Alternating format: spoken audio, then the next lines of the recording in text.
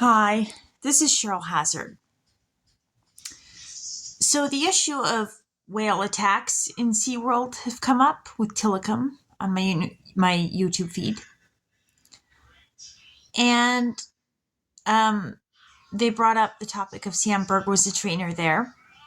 And Sam Berg mentioned that in the wild, these attacks don't happen as much as they do in captivity.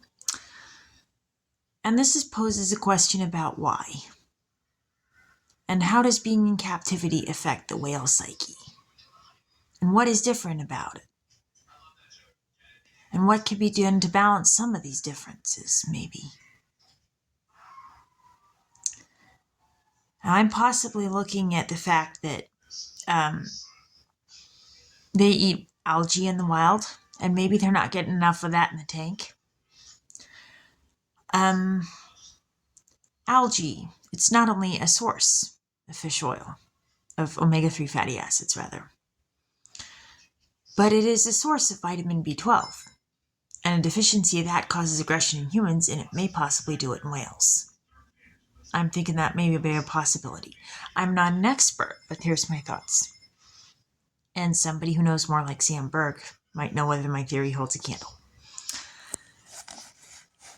And in the same article that talked, in an article by the Los Angeles Times about the attack on Don Branchow by Tillicum, was a reference to the attack on Kenneth Peters.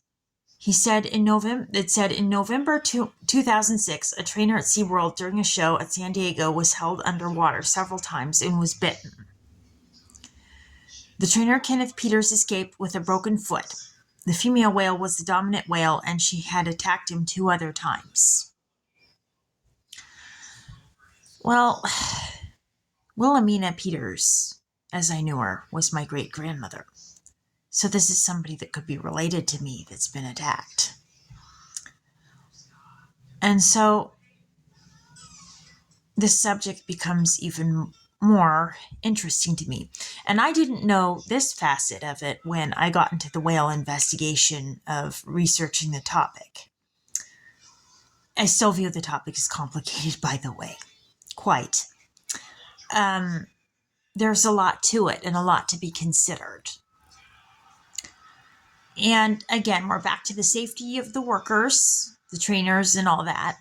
And we're back to the safety of the whales and the well-being of the whales. And both of them have to be in balance, and these creatures can snap. And who knows what's going to be what makes them snap. Maybe they just did a huge battle for, the dominance that day, and they're stressed out and snap a lot. But, they describe in the article what happened to Don Branchow. And I really don't want to have to describe that. Please don't make me. Oh, for the love of God, it's that bad. And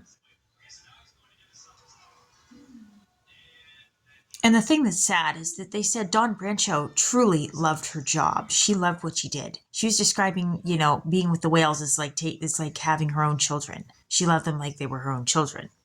So it was pretty sad. But this topic was starting to take a hold of me after a little bit. And I didn't expect it to do it like that. And I didn't know about Kenneth Peters. It started to take that hold on to me yesterday, and I couldn't fully explain why it was taking such a hold. I didn't even know. The thing about Sam Berg, yeah, that kind of got my attention because I had a teacher, so maybe that was a little bit of it too.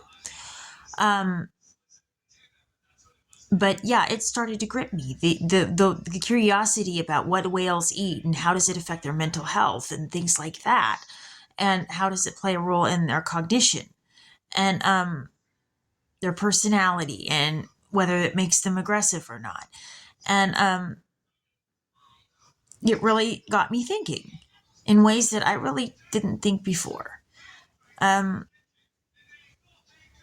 yeah, this did become something that really kind of got me looking at it in a different way. And so I just thought I'd report.